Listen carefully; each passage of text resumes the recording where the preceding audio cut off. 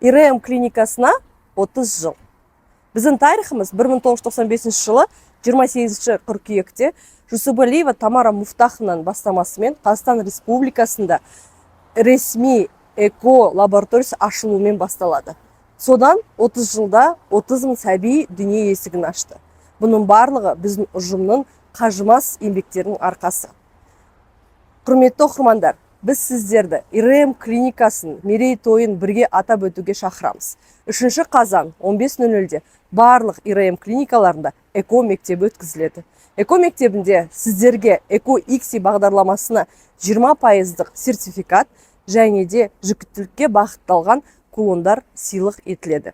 Эко мектебін ИРМ Шымкент клиникасында өткізетіндер мен репродуктолог дәрігер Есенгүл Василь Мұхаммедқазиевна және де уролог-андролог маманы Бөребеков Қанат Намазбаевич. Келіңіздер, күтеміз.